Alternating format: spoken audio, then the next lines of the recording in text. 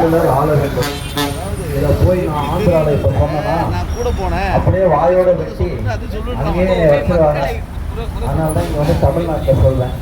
தமிழ்நாட்டில் சொல்கிற நிலைமைக்கு இருக்குது. ஏன்னா இங்கே ஆள்றவங்களாம் தெலுங்கர்கள், ஆனால் திராவிடர்கள்னு சொல்லிப்பாங்க. தெலுங்கர்கள்னு சொல்லிட்டாங்கன்னா எந்த வித பிரச்சனையும் எங்களுக்கு கிடையாது. வந்தாரை வாழ வைக்கும் நாடு அப்படின்னு இன்னும் சொல்லி நாமளே ஏமாற்றிட்டு இருக்கோம். வந்தாரை ஆள வைத்து அழகு பார்க்கும் நாடு தமிழ்நாடு. இப்போ வந்தாரை ஆள வைத்தே அழகு பார்க்குறோம். ஆனால் இன்னைக்கு ஆதி மேகநாதன் அவர்களுக்காக ஏன் வாக்கு சேகரிக்க வந்திருக்கோம்னா, இந்த மண்ணில் எல்லாரும் காஞ்சிபுரத்தில் எல்லாரும் இருக்கிறோம். காஞ்சிபுரம் எப்படி இருக்கணும் அப்படின்னு அது எனக்கு தெரிஞ்ச யாழி மேகநாதன் தான்.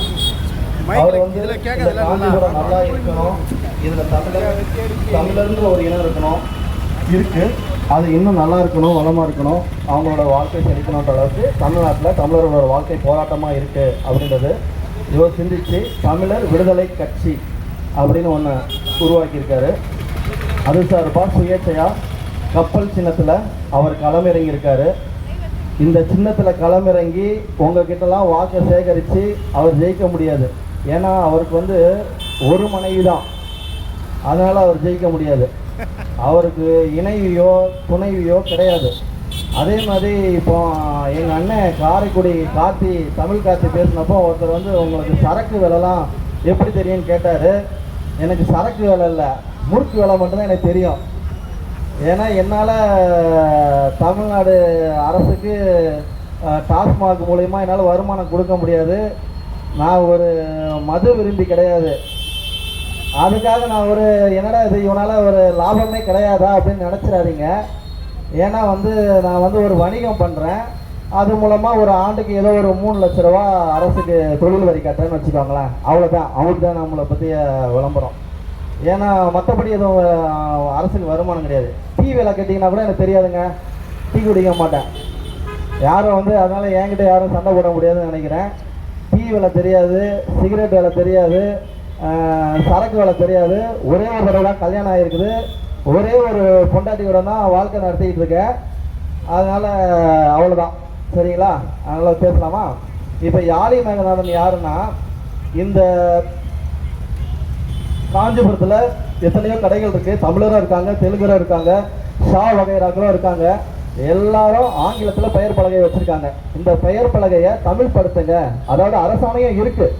50% உருவத்தில் பெரிதா தமிழ் வார்த்தைகளும், 30% அதாவது ஆங்கிலம் அனைவருக்கும் பொதுவான மொழி இல்லையா, அதனால் அது மாதிரி இருக்கலாம் அப்படின்னு ஒரு அரசாணை இருக்குது. வெறும் அரசாணையாகவே இருக்குது. அதை வந்து அமல்படுத்துவதற்காக காஞ்சி யாழி மேகநாதன் அவர்கள் 32 பொதுக்கூட்டம், இந்த 32 பொதுக்கூட்டமும் காஞ்சிபுரத்தில் தான் அண்ணன் போட்டாங்க. 32 பொதுக்கூட்டத்திலேயே அவர் சொல்லி வலியுறுத்தல் என்னன்னா, உங்களோட பெயர் பலகையை தயவுசெய்து தமிழ் படுத்துங்க. உங்களால் பண வசதி இல்லையா அந்த தமிழ் படுத்துறதுக்கு, நாங்கள் பண உதவி தரோம், நாங்களே பெயர் பலகையை மாற்றி தரோம் அப்படின்னு அறிவுறுத்தினார் முதல்ல.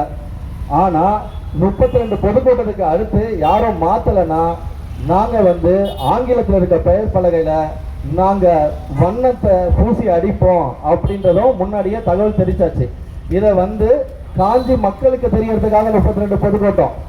ஆனால் அதுக்கு முன்னாடியே இப்படி ஒரு பொதுக்கூட்டம் பண்ண போகிறேன் அப்படின்னு சொல்லிட்டு எல்லா அரசு அலுவலகத்துலேயும் போயிட்டு அண்ணன் கடிதம் கொடுத்து எல்லாமே அதுக்காக அனுமதி வாங்கி நடத்தப்பட்ட 32 பொதுக்கூட்டம்.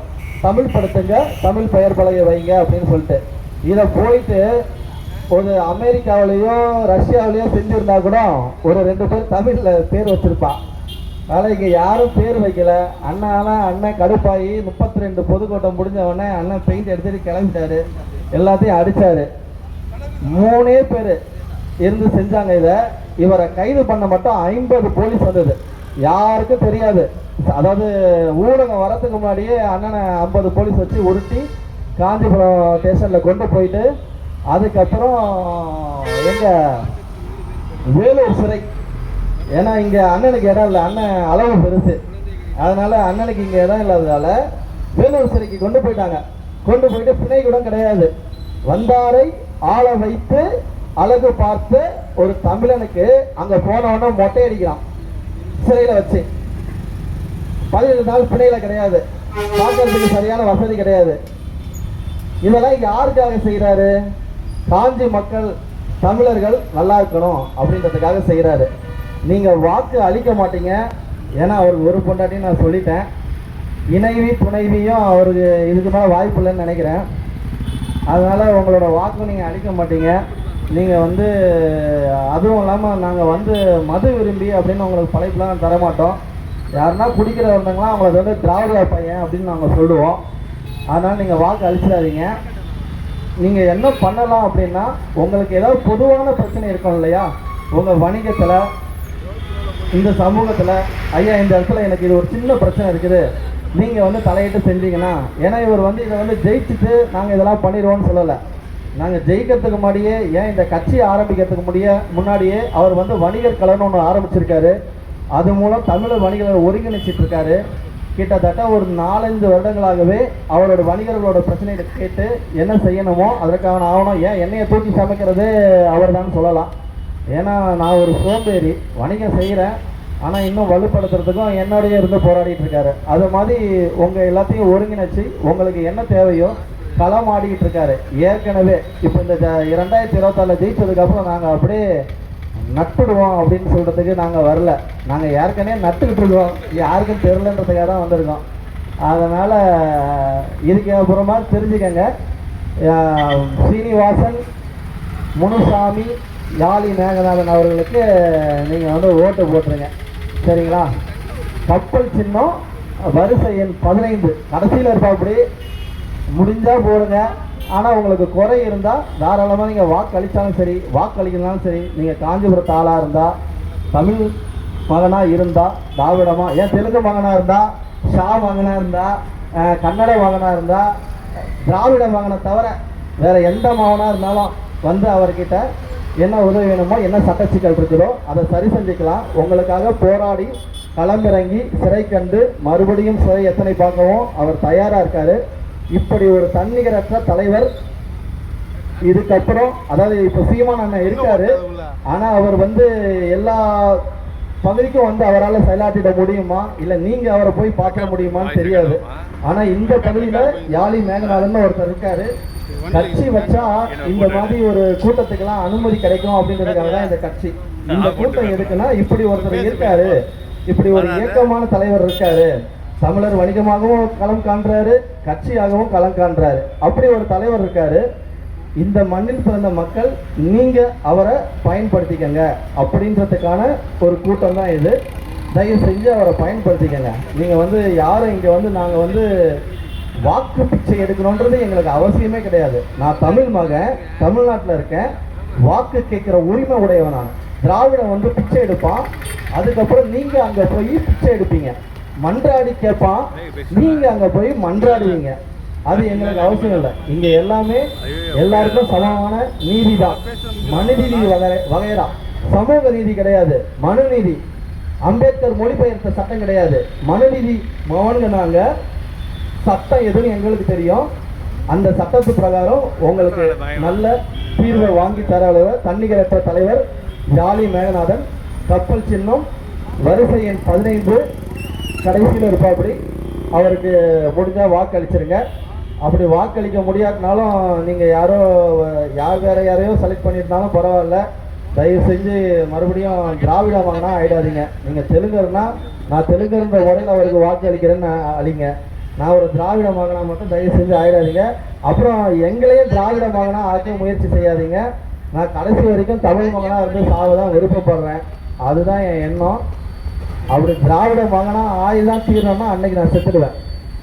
அதனால் நீங்கள் வந்து கப்பல் சின்னம் யாழி மேகநாதன் அவர்களுக்கு தன்னிகரற்ற தலைவன், காஞ்சியில் ஒப்பற்ற தலைவன். அவர் எவ்வளோ பெரிய அளப்பரிய சக்தி என்பது யாரும் இது வரைக்கும் தெரிஞ்சுக்காம இருப்பீங்க. தெரிஞ்சுக்கிட்டவங்களுக்கு தெரியும். இன்னைக்கு வந்து ரமேஷ் அண்ணன் இங்கே வந்து அவர் வேலையை விட்டுட்டு அவர் வந்து இந்த கூட்டம் மட்டும் இல்லை, 32 கூட்டத்தில் கிட்டத்தட்ட 20 கூட்டத்தில் ரமேஷ் அண்ணன் பேசியிருக்காங்க. அது மட்டும் கிடையாது, அவரோட மகனையும் இன்னைக்கு, டேய் என்னடா சத்தம் கேட்டது எங்கள் அப்பா நீங்கள் காலையில் என்னடா சத்தம் கேட்டது, ஏதோ நேற்று இல்லைப்பா இது மாதிரி பிரச்சாரம் அப்படின்னா, நமக்கு சோறு சோறு போடுறேன் அப்படின்றாரு தபார்னு. ஓகே ஓகே ஓகேங்கப்பா அப்படின்னு சொல்லிட்டு நான் பாட்டுக்கு இங்கே வந்துட்டேன். இங்கே இருக்க தெரியாது, ஒருவேளை ஆட்டோ கண்டுபிடிச்சாலும் கண்டுபிடிச்சிருவாங்க. ஆனால் அவர் வந்து தன்னோட மகனை 18 வயதான மகனை தன்னோட அழைச்சிட்டு வந்திருக்காரு. அதே மாதிரி திரு மேகநாதனும் தன்னோட குழந்தைகளான அவரோட பையன் அவரோட பொண்ணு எல்லாத்தையும் அழைச்சிட்டு வந்திருக்காங்க. இப்போ வந்து தமிழர் யாரு தெலுங்கர் யாரு அப்படின்ற ஒரு களம் வந்துருச்சு. எனக்கு ரொம்ப மகிழ்ச்சியாக இருக்குது. அடுத்த தலைமுறையும் இங்கே வந்து அமைதியாக உட்காந்துருக்காங்க. தந்தை சொல் கேட்டு தமிழுக்காக போராட 16-15 வயசுலேயே வந்துட்டாங்க. நான் ஒரு அரைக்கிழவன், நான் சொல்லி என்னால் திருத்த முடியலனாலும் அடுத்து வர குழந்தைங்க வந்து இதை கண்டிப்பாக திருத்தன்ற மகிழ்ச்சியாக தான் நான் இருக்கேன். இந்த மகிழ்ச்சியோட இந்த மகிழ்ச்சி தொடருவோம். நீங்கள் என்ன பண்ணணும்னா திரு யாழி மேகநாதன் அவர்களுக்கு வாக்களிக்கணும்னு வேண்டி விரும்பி கேட்டுக்கிறேன். நன்றி.